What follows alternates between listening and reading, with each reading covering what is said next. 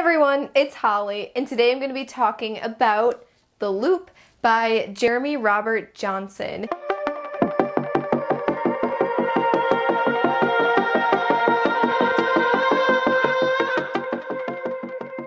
I was highly anticipating this book because it is a sci-fi horror novel that also has a little bit of conspiracy thriller vibes to it as well. This is one that is definitely adult.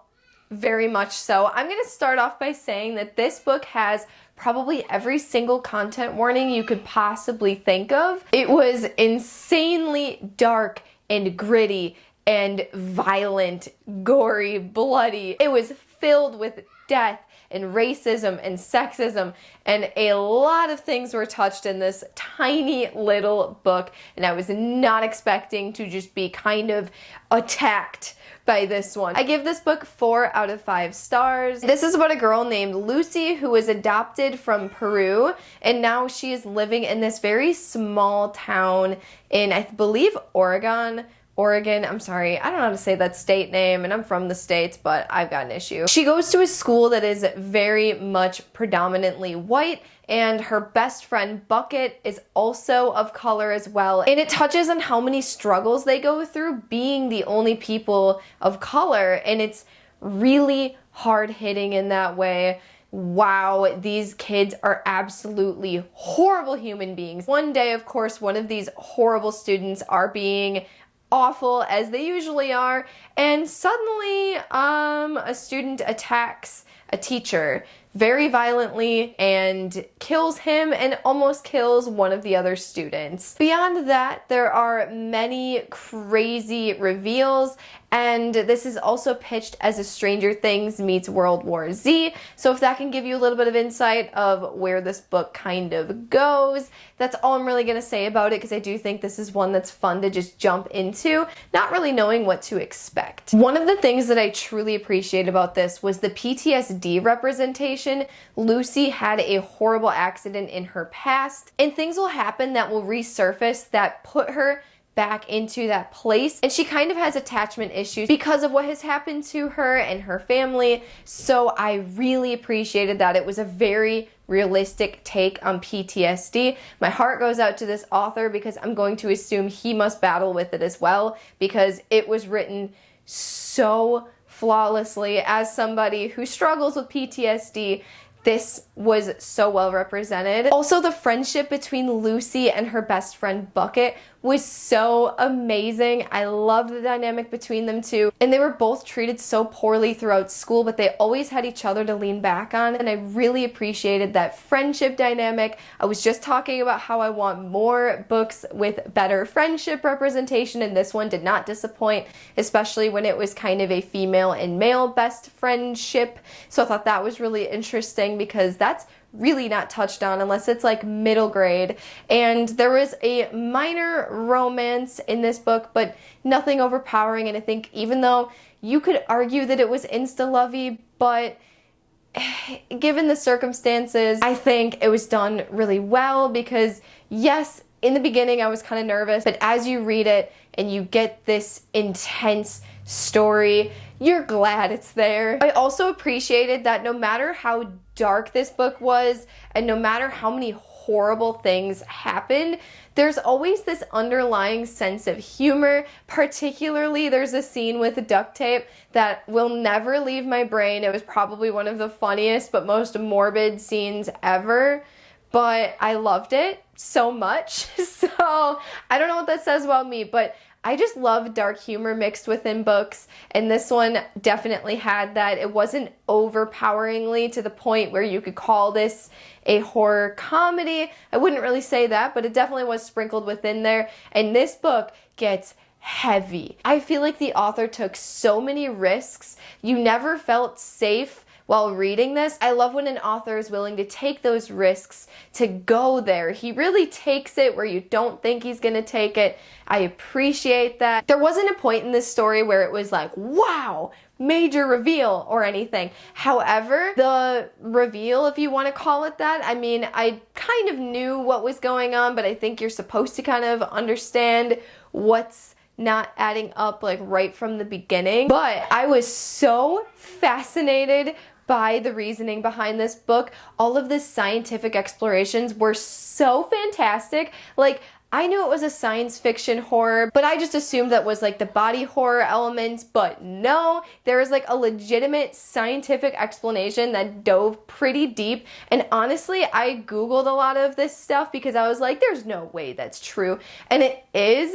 And I was like so fascinated. There's a certain thing that I learned a lot about and what you can do with a certain thing. And I hate being so vague. I should really start doing some spoilery reviews because it makes no sense what I'm talking about. But just, if you're a science geek, I really think you're gonna like this one, because even though it's only like a couple scenes that dive really deep into the science, it was so fascinating. And before I dive into the things that I didn't really like about this book, I just want to say that the first 100 pages are kind of odd. I'll get into that. However, once you get past that like 100 page mark, this reads like a super fast-paced, intense suspense movie almost. Like, it gave you that feel like you are watching it on the screen. It was so intense. It was so violent. If you like violent, gory books, this one definitely was that. I personally have never read a book that was as violent as this one. However, I do feel like the beginning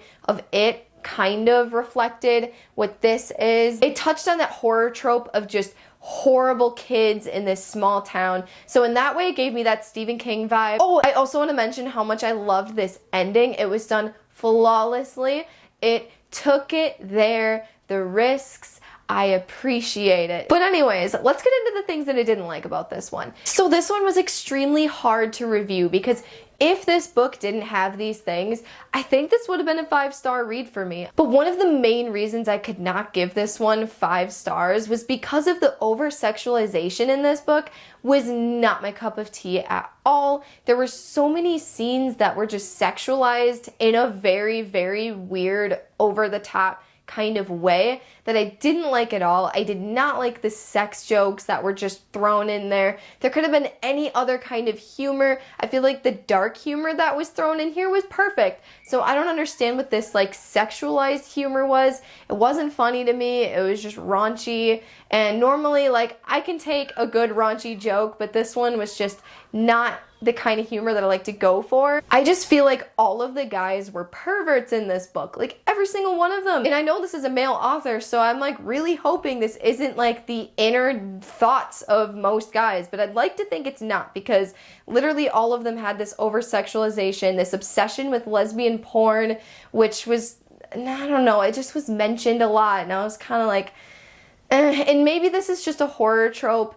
I'm assuming it might be because American Horror Story flies with all of these tropes. It's one of my favorite shows ever, and I feel like that's one of the tropes that American Horror Story always uses, is a weird over-sexualization in weird, abnormal ways. So maybe that's what this was kind of going for. And I also felt like sometimes this went over the top shock factor. Like, it was being dark just for the purpose of being shock factor dark, if that makes sense. Sometimes I loved the darkness, and sometimes I was like, wow, okay. I feel like these people are just so over the top evil just for the sake of being shock factor. And maybe that's just like a personal preference thing, if that's something you don't really mind in books. No, don't get me wrong, when it's in here, it's very much saying that it's wrong. Like, the protagonist is thinking about how wrong it is, and I think we're supposed to feel these emotions. I think we're supposed to just be angry when we read this book, because it's supposed to be a message,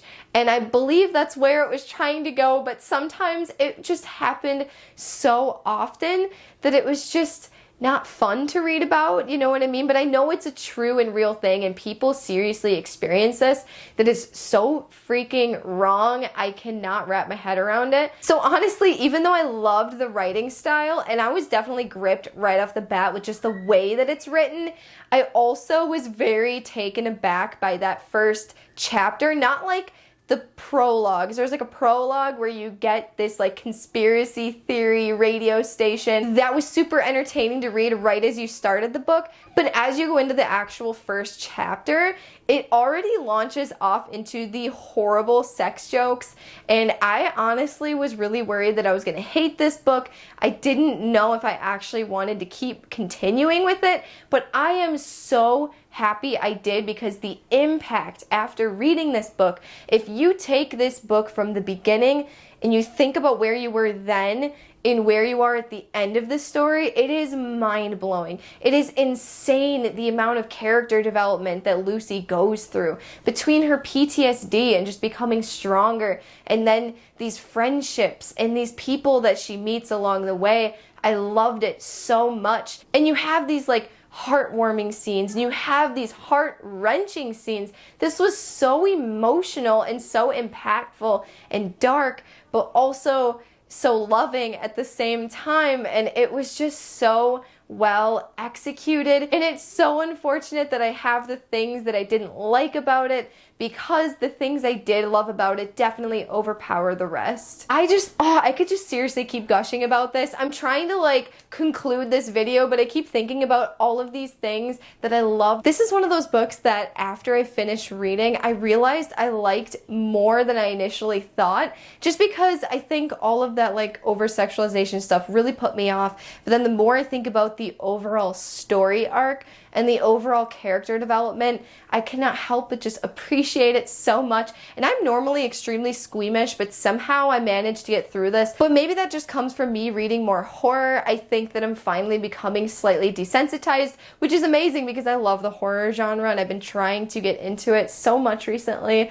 So that means a lot that I can read this horribly dark story and be fine and not be nauseated, so that's a plus. If you want just like a fascinating scientific survival story that is extremely graphic and intense and with a lot of character development and body horror and whatnot, I really think you're going to appreciate this one. This is not for the faint of heart. This is not a book for everybody, and honestly, the ending is going to be very hit or miss. It was a hit for me. I thought it was absolutely perfect. Let me know down in the comments below if you plan on reading this book, or if you have read it. Please let me know your thoughts, because I don't know many people who have read this one, and I would love to discuss this insanity that was The Loop.